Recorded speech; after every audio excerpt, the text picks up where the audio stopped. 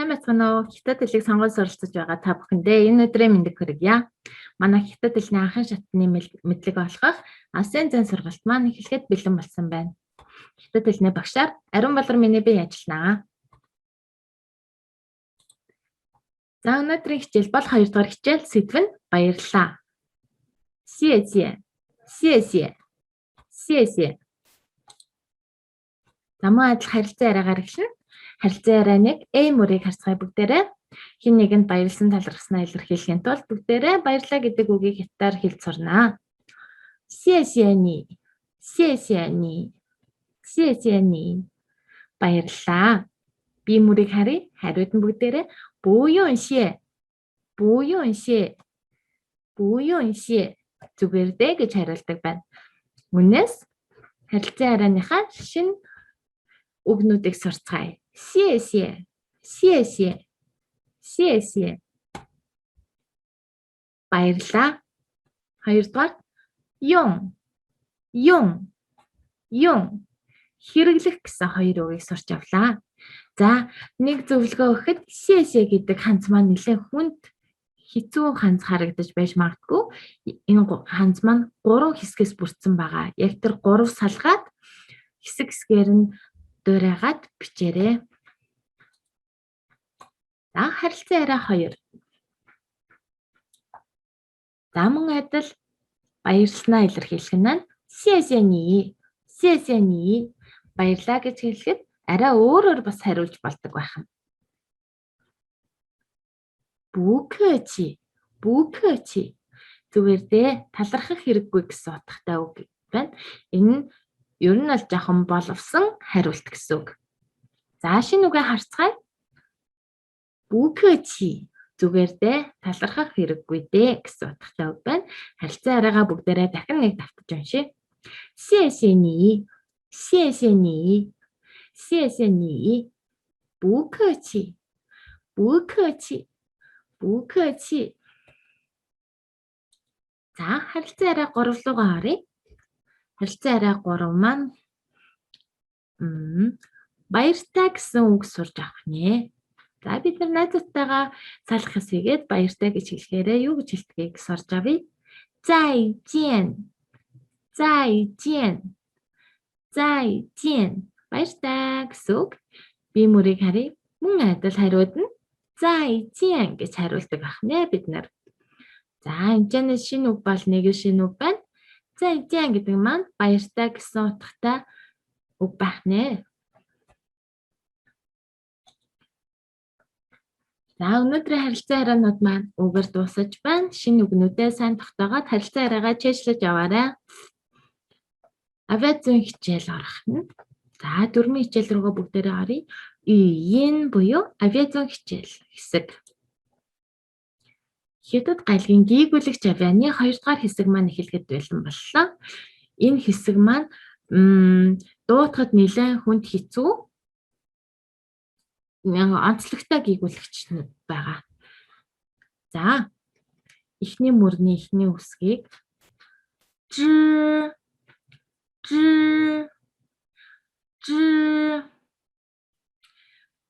Багш нь монголоор нь ч болон ж үсгийг хамтд нь бичээд араас нь и залгасан байна. За баг зэрэг ч-гийн авиатай, баг зэрэг ж-гийн авиатай дуутах нь. Гэтэ хэлнийхээ үзүүрийг тагнаа руугаа хагас нуглаад гэсэн авиаг бас гаргана. Гэтэ з үсгээр эхэлсэн байх юм бол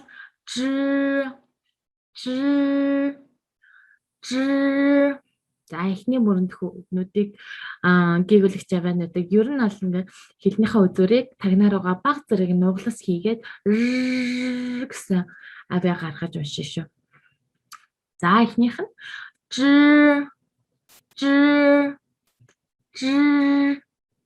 хоёр дахь нь За монголоор буулгахтаа багш нь яг чи гэж буулгацсан байгаа. Гэхдээ яг чи гэдгээрээ биш. Хэлнийхээ үзүүрийг тагнаа руугаа баг зэрэг түлхэж өгөөд гэсэн авиа гаргаж байхдаа чи гэдгийг дундуур нь хэлэх нь шүү дээ. За 3 дугаарт нь ши гэсэн байна. Энэ яг бас ши гэдгээрээ хэлэгдэхгүй. Яг түрүүний р гэсэн авийг гаргана. Ш ш ш. За 4 дугаарт нь ар үсэг байна уу тийм ээ? Ар үсгийг бид нэ р гэж хэлдэг. Р. Яг р гэж хэлэхгүйгээр хагас р. За. Дахиад нэг дуудаж үзье. Эхний мөрөө дахин давтаж уншаа шүү. Ж. Хоёр дахь нь ч. Гурав дахь нь ш. Дөрөв дахь нь р.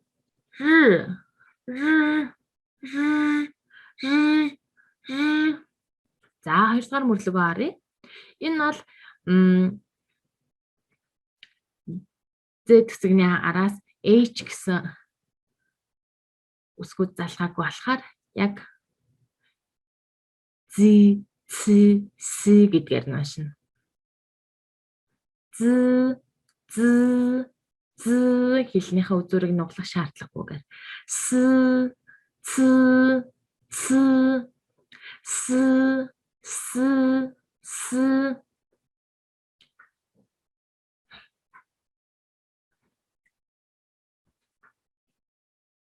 За энийг маш олон удаа давтаж унших шаардлагатай байгаа шүү хүмүүстээ. Энэ бол хятад хэлний дундаа хамгийн онцлогтой авиануудын авиагүйгүүлэгчнүүд байгаа. За хятад хэлний хятад гайлгийн их шиг авиа. Юаньин та бүгдээрээ 2 дугаар хэсгийг харъя. О ан зүүнээс баруун тийш мөрөөр нь уншина. Ан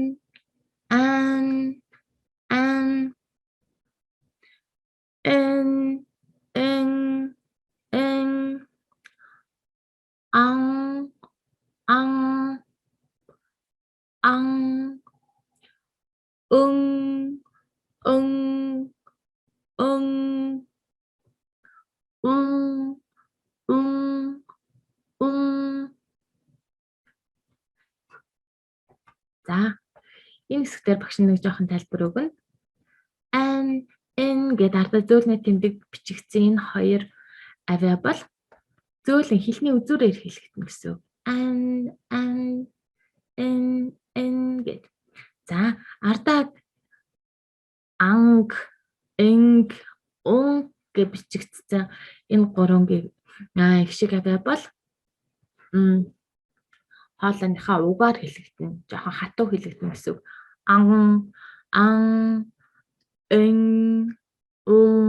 Гэт. Тийм ялгаатай байгаа шүү. За 2 дугаар мөрөө эхлэе. Ю. 2 дугаарт нь ян. 3 дугаарт нь ин. 4 дугаарт нь мөн адил ардаа гээтэй хэлэгдэж байгаа учраас дээрх 3-тайгаа адилхан хоолой угаараа хэлнэ. Ян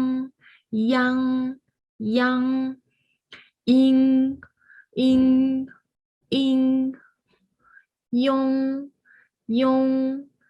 ён.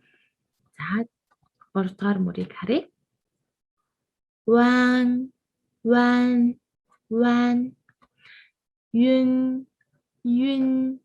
юн. За мөн адил гээтэй 2 үг орж ирж байна. Ван when хамгийн сүүлийн хоёр нь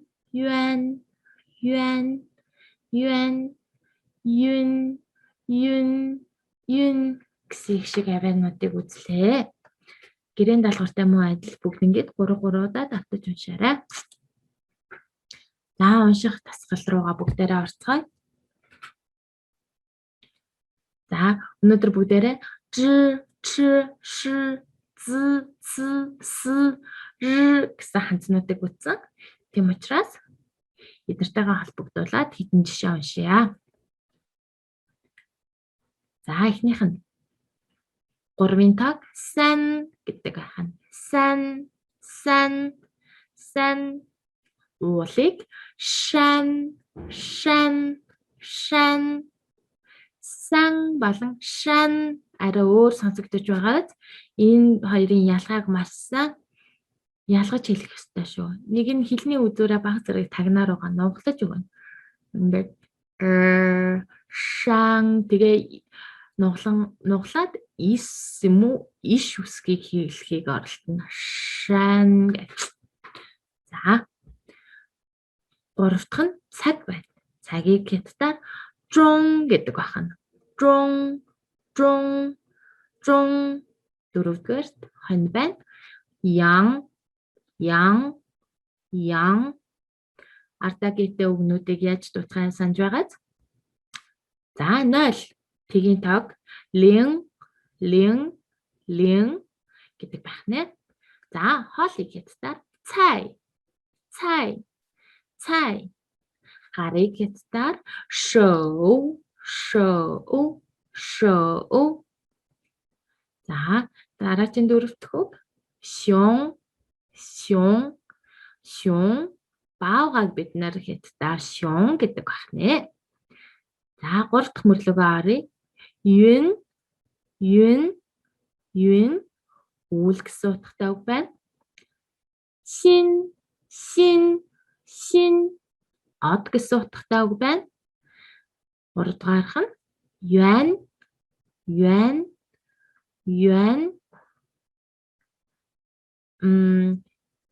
хятадын юаныг бид нар юан гэдэг байна. За 4-р нь рен буюу хүн гэсэн утгатай үг байна. За унших дасгалуудаа бүгдээрээ гэртээ үргэлж давтаж чөлөө цагаараа уншиж авах хэрэгтэй байх нэ. Унших дасгал 2. За эхнийх нь нэг үгтэй үгнүүд байсан бол хоёрдугаарх нь 2 үгтэй үгнүүд болоод орж ирсэн байна. За хөргөчнөөс эхлээд уншия. Бинсян хөргөгч. Бинсян.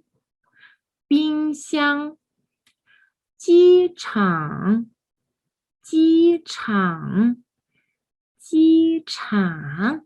Нис онгоцны бодол. За 3 дугаарт нь өндөг. Жидан.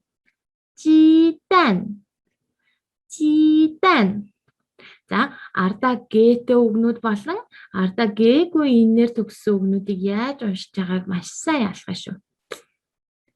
4-р нь пашан.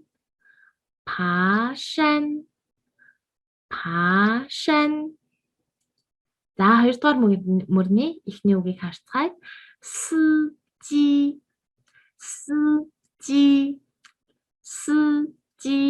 Жолооч гэсэн утгатай үг байна. 2-р үг шоу бяо.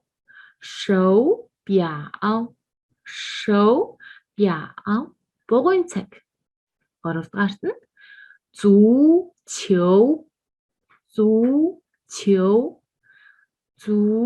чөв хөл бөмбөг гэсэн утгатай үг байна. 4-р нь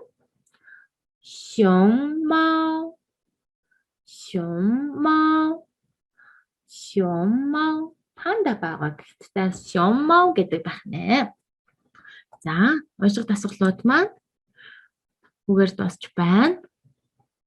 Дараагийн хэсэг бол хятад хэлний хөггүй хөнгөн авиа дуудлага гэж байна. Дөрөвчийн хичээлээр бүгдээрээ хятад 4 дуудлагаа үзснийхаа дараа хамгийн сүүлд нэг сул хөгтэй дуудлагын талаар ярьж байсан шүү дээ. Одоо тэрийгэ дэлгэрүүлж үзэх нэ. Хятад хэл нь үндсэн 4 хөгнөөс гадна бусдаасаа сул бөгөөд хөнгөн дуудагддаг нэг авиа байдаг нь бидний нэрлэлдгээр сул авиа юм аа. Чэншэн гэж хэлэгддэг. Чэншэн ханьид чэншэн хятад хэлний хөггүй хөнгөн авиа дуудлага гэж байна. За эхний жишээг харъя бүгдээрээ. Ээж байна. ээж. Хятад үгийг харъя. Мама. Мама. Мама. Эхний маань бол нэгдүгээр хөгөөр дуудагдж байна. Хоёрдугаар маань болохоор дээрээ ямар ч хөггүйгээр сул бөгөөд хөнгөн дуудагдж байна. Богиноч дуудагдж байна бас.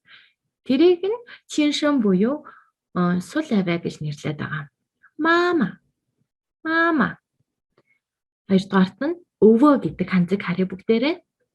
Ее. Ее. Ее. Ее гэхгүй шүү дээ, тийм үү? Богинохноор. Ее. Гуравдугаарт нь эмээ. Най. Эмээ. Най гэхгүй тийм үү? Най. Тэгэхээр энэ сул авианы хэрэглээг нь маш сайн тогтоох шаардлагатай. За, дөрөвдүгээр жишээ. Аав гэсэн ханзаа баба. Баба. Баба.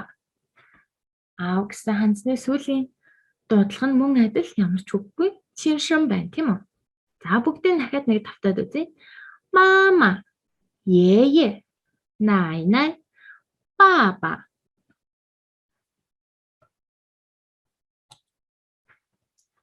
За, санийхаа дөрмийн унших дасгал руу оръё бүгдээрээ. Зүүнээс баруун тишээ мөрөөр нь унших байгаа шүү.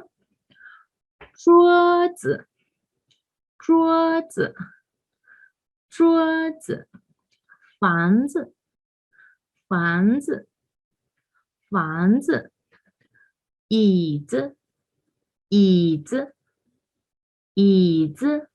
Хатлынхны үгнүүд бүгдээрээ чиншин байна, тийм үү? Сул авиа байна. 柜子 Хоёрдугаар мөрний эхний үг. 他们 Хоёрдугаар мөрний хоёр дахь үг рүүгээ оръё. 人们 我们 弟弟 За, гуравдугаар мөр рүү оръё. 衣服 儿子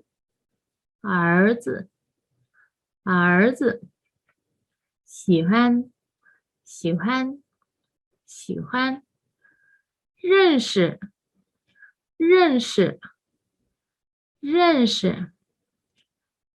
дөрөвдөх мөр.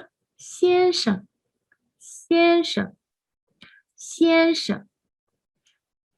朋友 бүгдээрээ дагаж дуудаарай. 晚上 漂亮 За, унших дасгал 3-ыг бүгдээрээ мөн адил гэртээ 3 удаа уншаарай.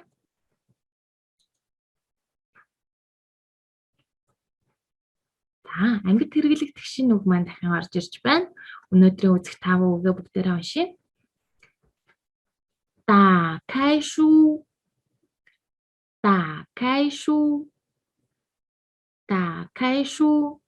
Номоо дэлгээрэй гэсэн утгатай үг байна. Хоёрдугаар үг. 请大声读 чанга дуугаар уншаарай гэсэн үг байна. Гуравдугаар. 再读一遍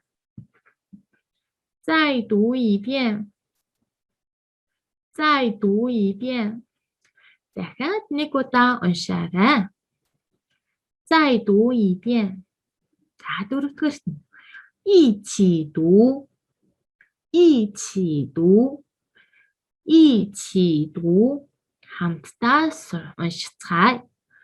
хамтдаа уншицгаая. Та нар нэг зүйлийг анзаарсан бол багш нь эмчээ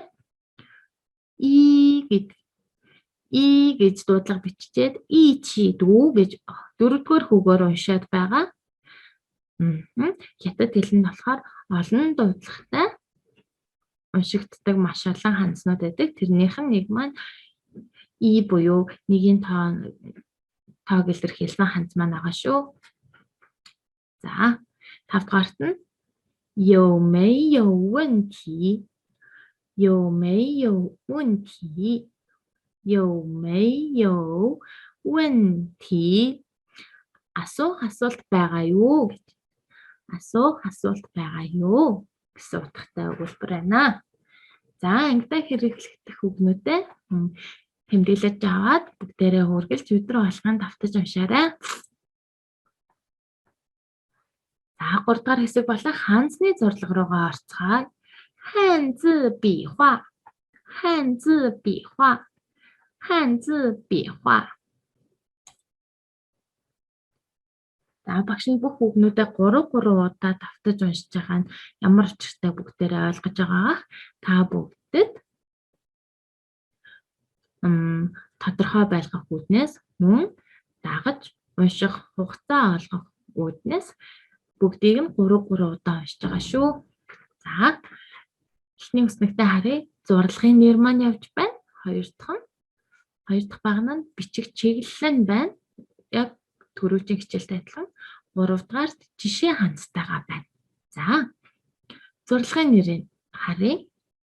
Бид нар урд нь хэн буюу хөндлөн зураас үзчихсэн бол одоо хэн дээр нэмэгдээд хэн жö буюу хөндлөн нуглам гэсэн зурдлага үзэж байна.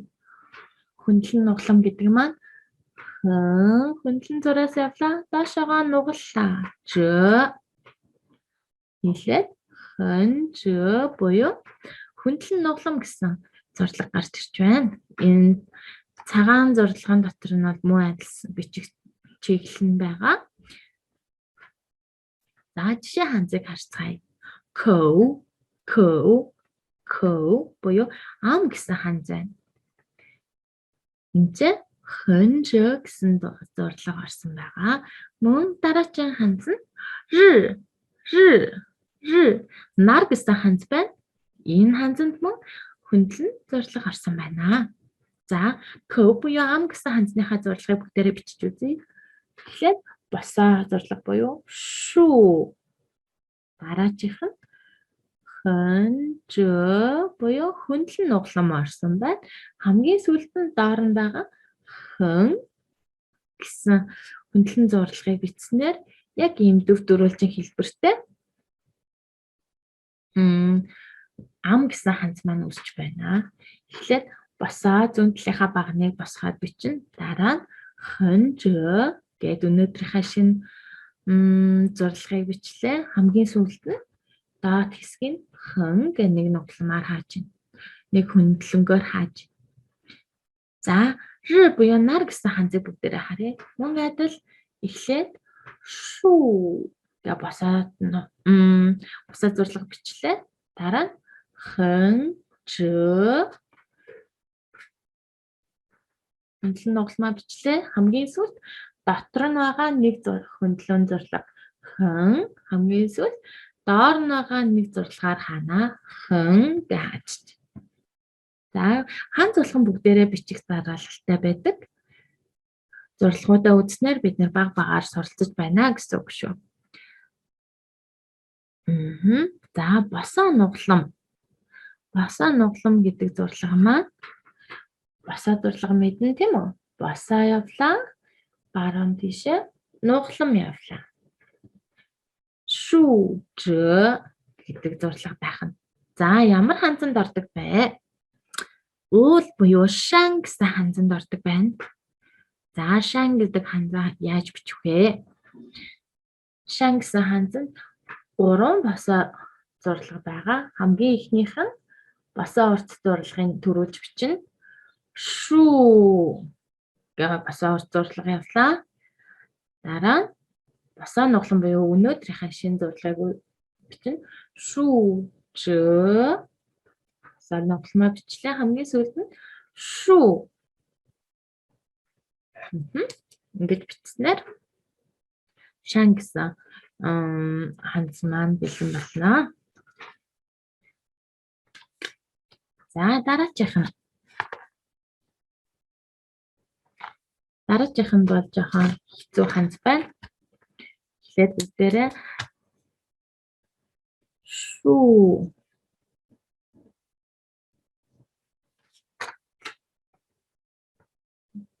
Босоо зурлагаа бичлээ.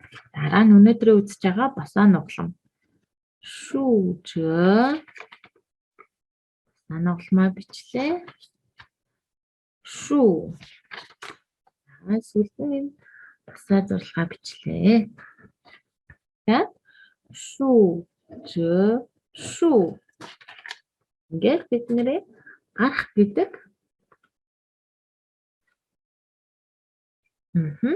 гарах гэдэг утгатай хандс маань гарч ирлээ.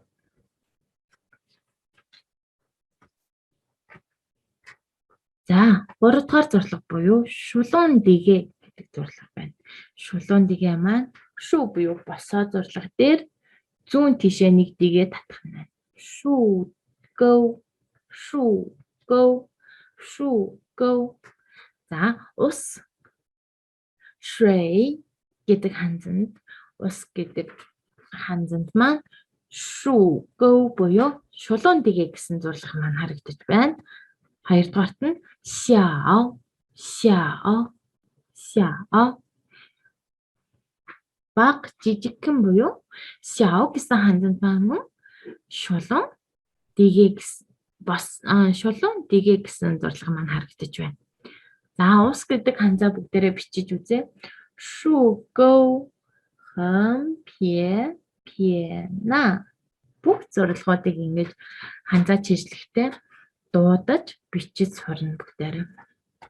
За өнөөдрийн маань ханзны 3 зурлага маань энэ 3 байх нэ. За өнөөдрийн хичээлээ анхааралтай сонсож үзсэн та бүхэндээ баярлалаа. Битгий бууж өгөөрэй. Эхлэл нь үргэлж хэцүү байдаг шүү гэдэг энэ үгээр өнөөдрийнхээ хичээлийг өндөрлөж байна. Та бүхэн сайхан амраарай. Баяр таа.